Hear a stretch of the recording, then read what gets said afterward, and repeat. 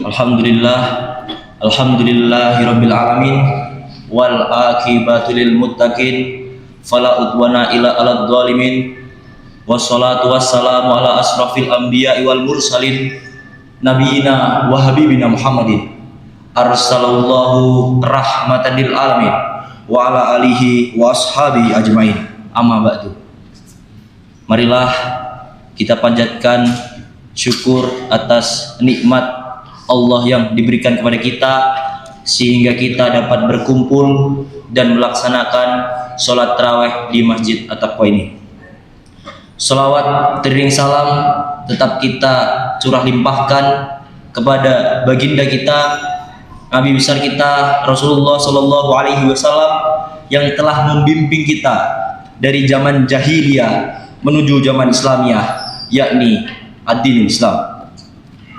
Hadirin yang dirahmati oleh Allah Subhanahu wa taala, pada malam hari ini ketika kita bisa duduk dengan tenang, bisa melaksanakan sholat tarawih dan bisa berbuka puasa dengan makanan yang cukup, ada satu pertanyaan yang harus kita renungi bersama. Apakah saudara-saudara kita di dunia merasakan ketenangan yang sama? Ternyata tidak. Di beberapa tempat di dunia, khususnya di Timur Tengah, saudara-saudara kita sesama umat muslim harus menjalani Ramadan dalam keadaan yang sangat berat. Saudara-saudara kita di Palestina, khususnya di Gaza, banyak yang menjalani puasa dalam kondisi kekurangan makanan, kekurangan minuman, bahkan kehilangan tempat tinggal akibat konflik yang berkepanjangan. Namun di tengah keadaan yang sulit itu, mereka tetap berpuasa, mereka tetap berdoa, mereka tetap bersujud kepada Allah Subhanahu wa taala. Ini menunjukkan bahwa kekuatan umat Islam sesungguhnya bukan hanya terletak pada kekuatan materi, tetapi pada kekuatan iman.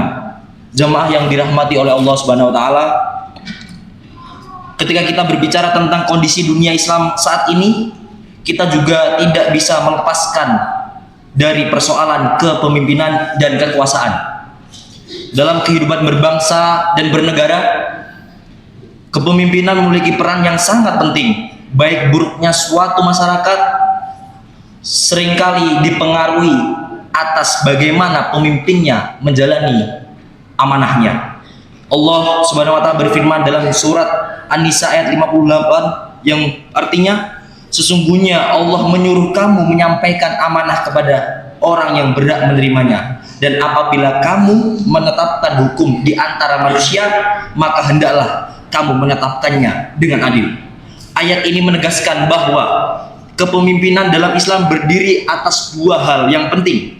Yang pertama adalah amanah, dan yang kedua adalah keadilan. Pemimpin bukan hanya seorang yang memiliki kekuasaan, bukan seorang yang memiliki jabatan ataupun title, tapi pemimpin adalah orang yang memikul tanggung jawab yang besar dan nantinya akan dipertanggungjawabkan kelak di akhirat. Karena dalam hal ini Rasulullah Shallallahu Alaihi Wasallam pernah memberikan peringatan. Kalau Allah Taala,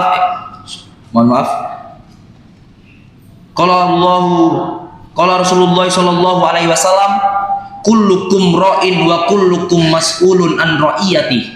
Setiap kalian adalah pemimpin, dan pemimpin akan dimintai pertanggungjawabannya kelak di akhirat. Seorang kepala daerah, seorang kepala negara adalah pemimpin atas rakyatnya dan akan dimintai pertanggungjawabannya kelak di akhirat. Seorang laki-laki adalah pemimpin dalam keluarganya dan akan dimintai pertanggungjawabannya kelak nanti di akhirat. Dan seorang perempuan adalah pemimpin yang nanti akan dimintai pertanggungjawabannya kelak di akhirat. Bahkan seorang pelayan pun pemimpin atas rumah dan harta tuannya dan akan dimintai pertanggungjawabannya kelak di akhirat. Kita semua adalah pemimpin dan bagi diri kita pribadi. Karena itu dalam Islam, jabatan bukan sekedar kedudukan, tetapi amanah yang sangat amat berat. Bahkan Rasulullah SAW menyebutkan bahwa salah satu golongan yang akan mendapatkan naungan Allah pada hari kiamat adalah pemimpin yang adil. Ini menunjukkan bahwa kepemimpinan yang adil memiliki nilai yang sangat tinggi di sisi Allah Subhanahu wa taala. Hadirin yang dimulai oleh Allah Subhanahu wa taala. Jika kita melihat dinamika politik di berbagai tempat di dunia, seringkali kita menyaksikan persaingan yang sangat keras demi mendapatkan kekuasaan. Padahal dalam Islam, kekuasaan bukanlah tujuan. Kekuasaan hanyalah sarana untuk melayani masyarakat. Pemimpin yang baik adalah pemimpin yang jujur dalam melaksanakan amanahnya, adil dalam mengambil keputusannya, tidak menyalahgunakan kekuasaannya, dan selalu memikirkan kesejahteraan rakyatnya. Ketika pemimpin menjalankan amanah dengan benar, maka masyarakat akan merasakan ketentraman. Namun ketika kekuasaan itu disalahgunakan, maka yang terjadi adalah ketidakpastian dan penderitaan masyarakat. Inilah yang sering kita lihat dalam berbagai konflik di dunia. Jemaah yang dirahmati oleh Allah Subhanahu wa taala, situasi umat Islam di berbagai tempat seharusnya menjadi peringatan bagi kami semua. Seringkali kita sibuk dengan persoalan kecil dalam kehidupan kita. Kita mengeluh karena makanan berbuka kurang enak. Kita mengeluh karena cuacanya sangat panas. Kita merasa berat untuk datang ke masjid. Padahal di tempat lain, saudara-saudara kita menjalankan ibadah dalam keadaan yang jauh dari kata sempurna. Namun di tengah ujian itu mereka tetap sabar dan menjalankannya dengan khusyuk dan nikmat. Ini menjadi pelajaran bagi kita bahwa kekuatan umat Islam bukan hanya terletak pada kekuatan politik atau kekuatan militer, tetapi pada kekuatan iman dan persatuan. Allah Subhanahu wa taala berfirman dalam surah Al-Imran, "A'udzubillahi minasyaitonirrajim. Wa'tasimu bihablillahi jami'a wala tafarraqu." Berpeganglah kamu semuanya kepada tali agama Allah dan janganlah kamu bercerai-cerai. Ayat ini mengingatkan bahwa persatuan adalah kekuatan umat. Hadirin yang dimuliakan oleh Allah Subhanahu wa taala.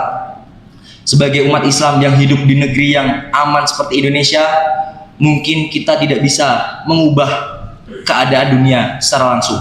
Namun kita tetap memiliki tanggung jawab. Pertama, mendoakan saudara-saudara kita yang sedang diuji, menjaga persatuan umat, dan ketiga, memperbaiki diri kita sendiri karena Allah Subhanahu wa taala berfirman dalam surat Ar-Ra'd ayat 11, "Innallaha ya la yughayyiru ma biqaumin hatta yughayyiru ma bi anfusihim." Artinya, sesungguhnya Allah tidak akan mengubah keadaan suatu kaum sampai mereka mengubah keadaan yang ada pada diri kita atau pada diri mereka masing-masing.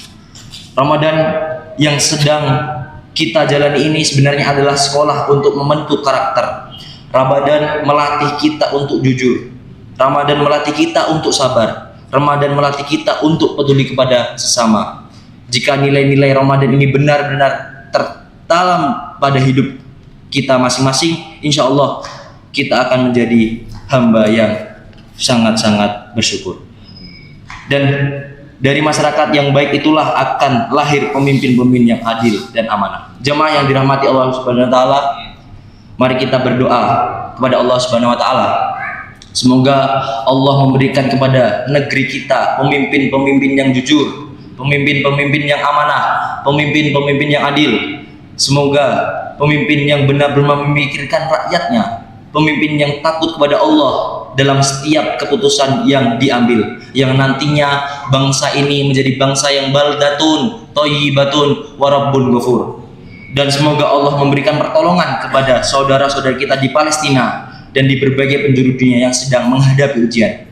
Semoga Allah memberikan kedamaian bagi negeri-negeri yang sedang menjalani konflik ataupun sedang dilanda konflik. Dan semoga Allah menjadikan kita semua bagian dari umat yang saling peduli, saling mendoakan, dan saling menguatkan. Amin, amin ya rabbal alamin. Nun wal qalami wa ma yasturun. Fastabilul khairat. Wassalamualaikum warahmatullahi wabarakatuh.